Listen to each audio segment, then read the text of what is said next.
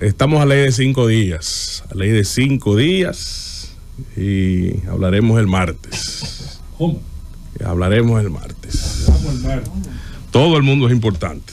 Todo el mundo será importante. El martes. Hablamos el martes. Estamos a ley de 5 días. Vamos a empezar una cuenta Es cosa buena. Bueno. Eso es campaña. Si somos Hay de todo un poco. Pero es buena para ti. No. Es el país. El tema país. Que pensar en la patria. Así es, la patria primero. Pero vamos a hablar el martes, próximo martes, señor. Bueno. Felipe Neri, No compañeros duermo yo. y demás. Gracias, hermano. Quiero dar un vuelo de pájaro. Un vuelo de pájaro al tema de la asamblea. Bueno, quita eso de 79. Abuelo rasante, Susana, entonces. Felicitar primero a mi amiga Julieta Tejada por sus 50 primaveras que fueron celebradas. Fueron ayer y fueron celebradas el lunes, pero ya un abrazo para ella. Gracias, mi amor. El tema. Tú la quieres mucho. Estuve repasando ayer la 79ª Asamblea del Futuro. Asamblea del Futuro, más que del futuro de la Organización de las Naciones Unidas que está en Nueva York, Estados Unidos. Más que de futuro, creo que debió ponérsele de presente, porque el panorama que vive hoy el mundo, sin pecar de negativo, es muy sombrío.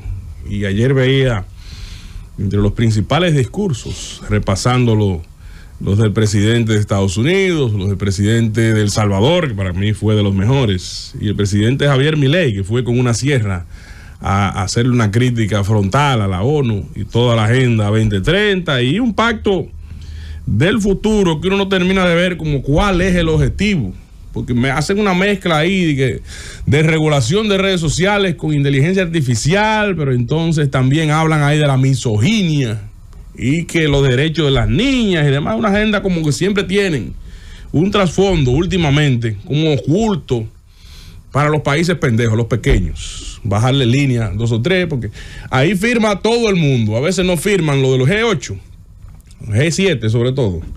No firma Rusia, no firman algunas potencias, China no firma muchas de esos pactos, o si lo firman no lo aplican.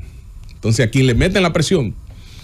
República Dominicana y demás, meten a veces de colofón, meten por debajo de la fondo el tema de derechos humanos e inmigración, y ahí vienen y nos caquean después. El año pasado República Dominicana sabiamente, año pasado fue, y metieron un tema del pacto de migraciones ahí, que sabiamente se dejó sobre ese, vamos a chequearlo y le avisamos. Fue la respuesta del gobierno dominicano, porque querían amarrar nuevamente a la República Dominicana, ponerle una camisa de fuerza con el tema de Haití. Hay que leer esos pactos de arriba a abajo, ese pacto del futuro, también se le puso pacto de futuro, basado, dice que el mundo está acosado por riesgos catastróficos, existenciales crecientes, como guerra, cambio climático, pobreza. Y hablan ahí del pacto del futuro. Se opuso, en beneficio de ese pacto, hay que decir que se opusieron Rusia, Venezuela, Nicaragua. Ya ahí ellos le dan una aquiescencia, porque países, Corea del Norte se opuso también, Bielorrusia. Entonces le están dando un espaldarazo ahí, ese tipo de naciones donde hay una censura total a la política, a la libre expresión, un control familiar o militar, una mafia militar, muchos de ellos en abierta negociación con el contrabando, la mafia y el narcotráfico internacional, como el caso de Venezuela, la dictadura familiar de Nicaragua. Se oponen ese grupo de países, pero yo insisto en que República Dominicana tiene que examinar a fondo cada letra de esos pactos, que finalmente no nos coloque entre la espada y la pared con el tema principal que nos importa a nosotros, que es el tema de Haití, que también hablaré más adelante de una situación que se dio en el margen de esa cumbre con Haití, porque hasta ellos mismos se tienen odio y se dividen. Pero sí, hoy hablará el presidente Luis Abinader, le tocará hablar en el marco de esta cumbre. Ahora a las 11 de la mañana, después del gobierno de la mañana, sintonice el discurso del presidente, la locución del presidente Abinader, que va a hablar algunos 15 minutos, es que hablan los 10-15 minutos los mandatarios en esa cumbre. Ahí el presidente Joe Biden hizo una especie de discurso de despedida, hablando de cuando inició como senador con 29 años, que la Guerra Fría, que sacó de la guerra de Estados Unidos, la guerra más larga, prácticamente perdida, ¿verdad?, de Afganistán, 20 años de sus logros fue sacar a Estados Unidos de esa guerra, que acompañó al presidente Obama también en muchos de esos logros por pacificar El mundo, pues, sin embargo, lo dejan con una guerra abierta. Y ahí veo un paralelismo y una incoherencia del presidente Biden, porque mientras tanto está buscando la paz en el Medio Oriente, pero entonces le mete los millones de chanflán al tema de Ucrania para una guerra que es un barril sin fondo con Rusia, evidentemente geopolítico. A lo mejor, y no tengo dudas, entrar a países de Medio Oriente en el gobierno de Bush fue un error. Pero salir, sobre todo como se salió de Afganistán, Sí. hay que ver si fue un acierto. Pregúntenle a las mujeres de Afganistán, Claro. a las que acaban de prohibirle que su voz no puede escucharse en público. El retorno a la Sharia, el retorno a la ablación femenina, el retorno a la ley religiosa de ese grupo. Si entrar fue un error, hay que ver si salir fue una virtud. Pero tú sabes uno de los graves problemas que ha tenido Estados Unidos. Querer imponer una ideología, imponer una cultura en países que no están acostumbrados a la democracia. Porque por más que tú quieras, no hay forma de tú construir democracia cuando tú tienes una asociación de tribus que son las que rigen en base a cultura, religión y todo, un país y una nación. Ahí es que está, el gran problema de Estados Unidos está ahí. Precisamente ayer veía cómo un Navy SEAL narraba cómo encontró a Bin Laden y le dio 3 tiros en la cabeza. Navy SEAL. Operación Lanza de Tormenta. Así es, con un pequeño equipo, unos Black Hawk y unas ametralladoras comunes de esa guerra. Recomiendo la película La Noche Más Oscura, que trata sobre ese tema. Hay Muy un buena. documental Muy ahí buena. en YouTube. En YouTube está el testimonio de él, una entrevista que le hicieron a ese Navy SEAL. Ahora se me escapa el nombre, pero sí narra cómo tuvo que decidir ahí, si lo tenía ya enfrente, a cualquiera se le ponen las canillas, le tiemblan las canillas.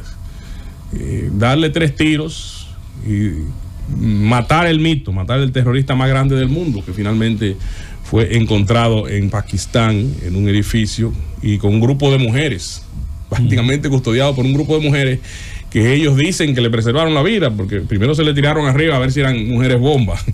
Ellos dicen que no, yo lo dudo que hayan preservado, ahí se fumigó a todo el mundo. Pero bueno, es de las situaciones que tocó el presidente Biden, y hablaba de que desea dejar un mundo mejor, pero cosa que es muy difícil, porque digo que hay una dicotomía ahí, metiéndole un barril sin fondo al tema de Ucrania, que no se ve cuál es la salida, y usted trata de pacificar el tema de Israel y Hezbollah, que cada día está peor. El presidente de Argentina tuvo una participación interesante para su ideología. Fustigó evidentemente la Asamblea de la ONU y la agenda. Dice: en esta casa que dice defender los derechos humanos han permitido el ingreso al Consejo de Derechos Humanos de dictaduras sangrientas, como Cuba y Venezuela. Creo que es importante ahí el escenario, que se aproveche cada quien desde el punto de vista autocrítico. Ahí lo importante, yo creo que cada presidente tiene que ir con una agenda de relaciones públicas. Por eso lo hizo magistralmente el presidente de El Salvador, Nayib Bukele, que habló de cómo su país hace 5 años lo encontró, que daba miedo, terror, pena y vergüenza. Era el país con más muertes, de los países con más muertes en el mundo. Lo encontró y lo ha mejorado como el país más seguro. Ese era el SEAL.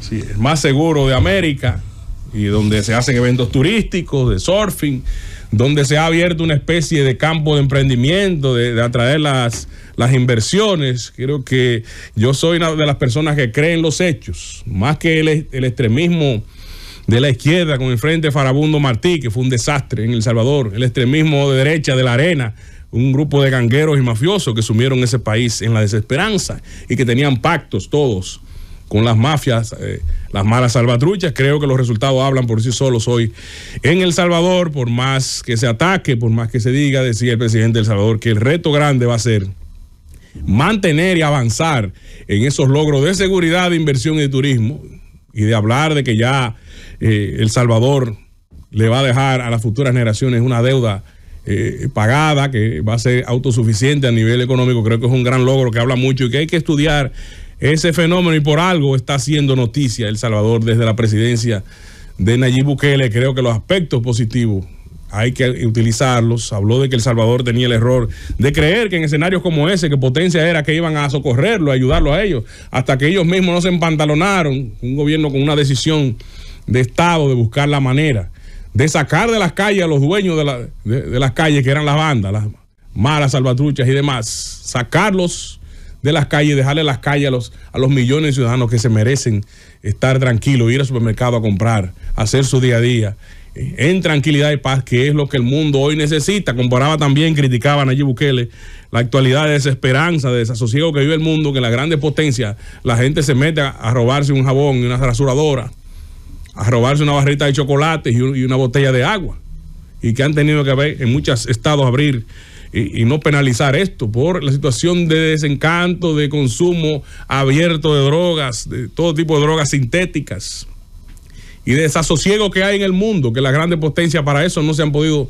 poner de acuerdo, mientras vuelven y retroceden luego de 70 años de ciertos avances, retroceden a una especie de guerra fría y una guerra frontal ideológica, que en el fondo lo que buscan es el egocentrismo, centralizar la economía, quién maneja los mercados, quién dirige un bloque cuando ya está dividido en varios bloques, que ya no es ni el bien y el mal, ni la triple entente, ni quién es los aliados, los buenos y los malos, sino un mercado de conveniencias, que en el fondo uno ve el paralelismo de este mundo que está abocado a una tercera guerra mundial, pero sin embargo Estados Unidos y China se reúnen por atrás a ponerse de acuerdo entre ellos para seguir su negocio por atrás mientras se pelean los demás, los pequeños. Entonces, un mundo complicado que la verdad que la onda que hablaron los presidentes latinoamericanos, Milei y Bukele, creo que es importante que América Latina tenga una presencia y sea noticia, que tenga autoridad y personalidad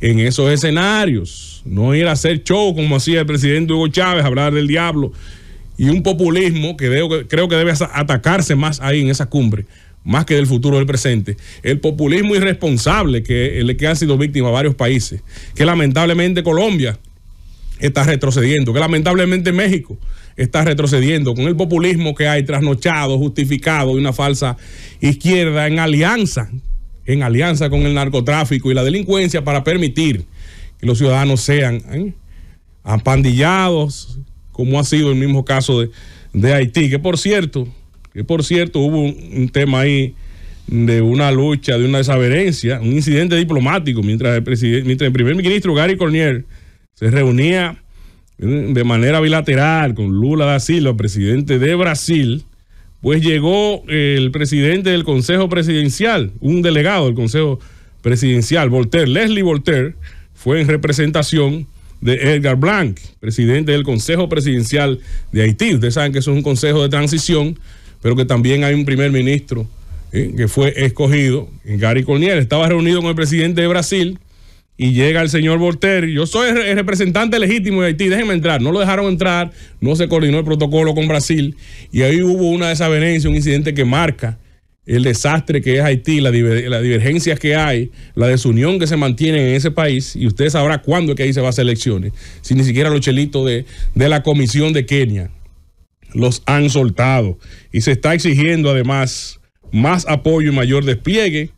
Entiendo que el presidente dominicano tuvo ya una reunión con la delegación, con el presidente de Kenia, para hablar de estos temas, y entiendo que hoy la República Dominicana debe concentrarse, si bien en el tema haitiano, en seguir haciendo las relaciones públicas que la República Dominicana demanda, decir que esto es un paraíso para las inversiones, que hay seguridad jurídica, que el turismo es el mejor de toda la zona, aprovechar reconocimiento, como hizo el presidente Biden, de elegir al presidente Abinader como coordinador para el tema de las drogas y el fentanilo en el Caribe, en una reunión que hubo paralela. República Dominicana liderará junto a Bélgica el tema de las drogas sintéticas. Es un importante reconocimiento que hace Biden al avance del enfrentamiento que tiene la República Dominicana, donde se han decomisado 148,000 toneladas entre 2020 y 2024 de drogas, y así ha sido elegido el presidente Abinader para coordinar el Caribe en marco de paralelo de estas reuniones